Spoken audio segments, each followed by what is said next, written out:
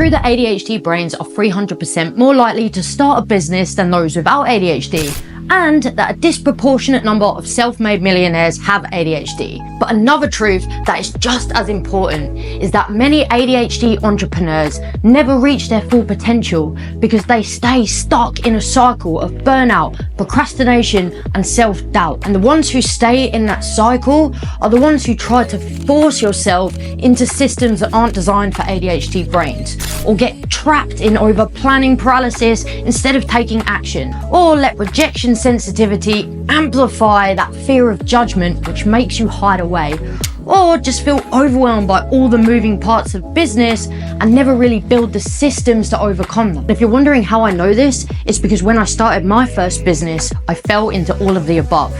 Fortunately for me, when I was pitching that business to a room of highly successful entrepreneurs and investors, my ADHD happened to come up. And then one by one, about 80% of the room started sharing their own diagnosis. And I was absolutely fascinated by the connection between ADHD and entrepreneurship. And that quickly became a hyper-focus, which then became an obsession. And I obsessively studied that connection, speaking with and working with thousands of ADHD entrepreneurs. And through that, I uncovered that there are 7 habits of highly successful ADHD entrepreneurs. And those habits helped me to build a multi-6-figure business in under 2 years.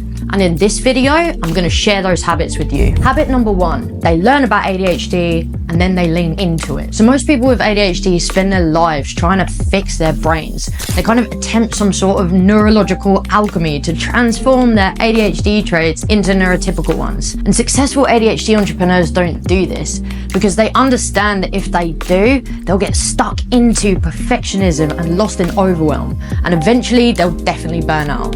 So yeah, ADHD does come with challenges, but it also comes with advantages. And successful ADHD entrepreneurs know how to harness those advantages. Don't try to stick to rigid routines and time block every minute. Lean into hyper-focus and get more done in 8 hours than most do in 8 days.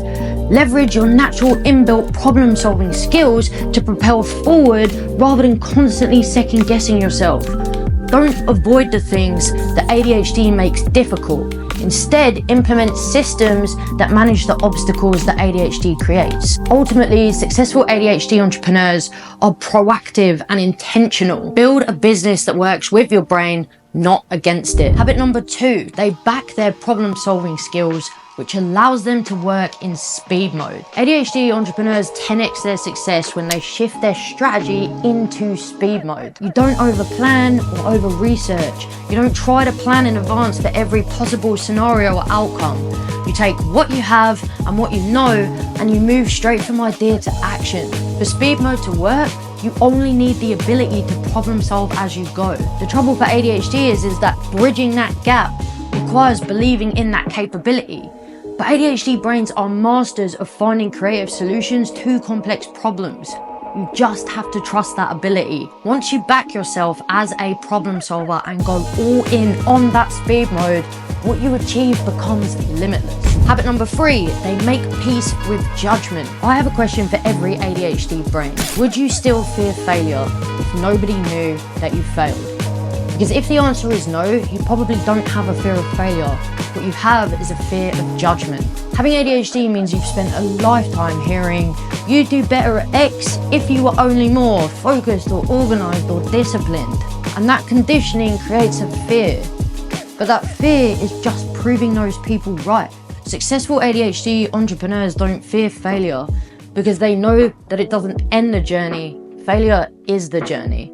And they calm their fear of judgment because they know only those who are jealous of your bravery to pursue a life by your own design will be those that cast any judgment on it. When it comes to either though, the key thing to remember is this: don't measure success by what you earn, measure it by what you learn. Habit number 4, they have firm boundaries. ADHD entrepreneurs find success when they recognize that energy is limited, that it's their most valuable asset. Protect your energy with boundaries. Don't work with energy draining clients just for a paycheck. Don't say yes to things you don't have the capacity for. Don't feel guilty for charging what you are worth.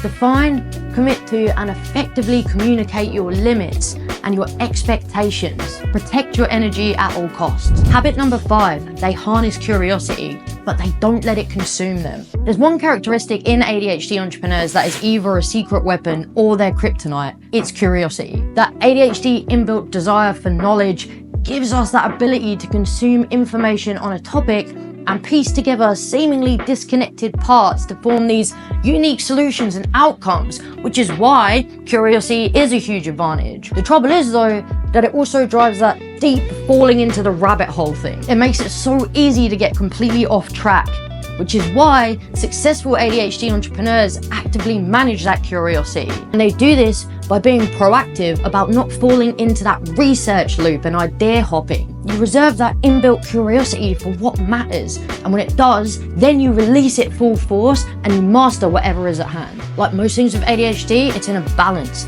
and it's not positive or negative, it's about how you manage it and how you channel it. Habit number 6, they have a plan for the fuck-ups, the rejection, and the criticism. The single greatest act for any ADHD brain pursuing a passion or building a business is self-compassion.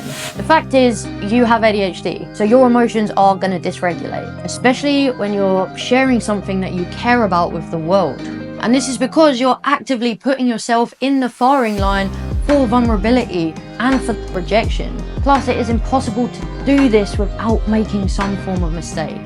But ADHD entrepreneurs who find success do so not by over-planning to avoid those mistakes, not by pretending that they don't have these feelings. You find success with a self-compassion plan in place to manage it when it happens, because self-compassion and self-forgiveness are non-negotiable if you want a successful ADHD-owned business. Habit number 7, they use ADHD strategies, not neurotypical ones. Most business advice won't work for ADHD brains. In fact, you've probably tried that perfect business growth system, only to then abandon it 2 weeks later. And trust me, you're not alone. Most business strategies are built for neurotypical brains. They're structured, they're linear, and they expect you to focus for hours at a time. Yeah, that's probably not going to happen. Your ADHD brain craves dopamine. It thrives on novelty, on urgency, and interest-based work. Forcing yourself into a system that ignores that is kind of like trying to charge a phone without plugging the cable into any electricity. Instead, work in sprints. Start your day with interest-based tasks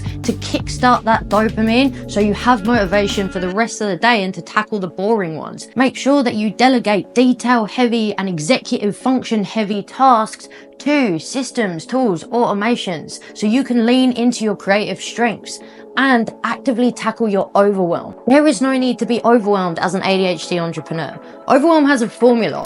Overwhelm equals low clarity plus high demand.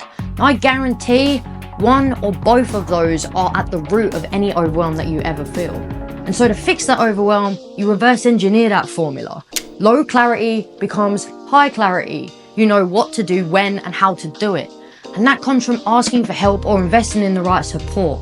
High demand becomes low demand with systems. Document your processes. Use tools, platforms, and automations for those repeated tasks. If you make your 2 core focuses that clarity and that systemization, I guarantee you won't be overwhelmed again as an ADHD entrepreneur, which ultimately is really the bottom line.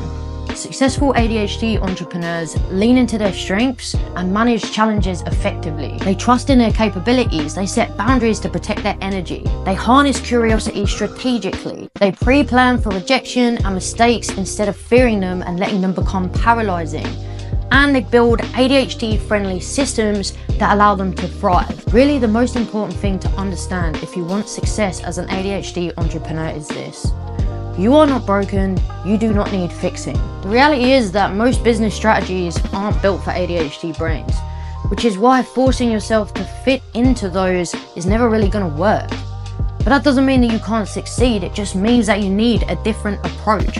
I have seen ADHD entrepreneurs struggling with procrastination, burnout, or self-doubt completely transform their businesses simply by switching to a strategy that is designed for their ADHD brains. So if you start businesses but can't stay consistent, if you jump from idea to idea, if you feel scattered and can't find the hacks that stick for productivity or focus, or if you feel one step behind because business strategies seem built for neurotypical brains, head to the description. The ADHD Entrepreneur Starter Kit gives you the step-by-step business building system proven to work for ADHD entrepreneurs. You'll also find a few free resources if you want to grab those too. I hope you found this video valuable. Hit like and subscribe if you did. And until the next one, thanks for watching, and remember, the world isn't designed for the ADHD mind, but the ADHD mind is designed to change the world.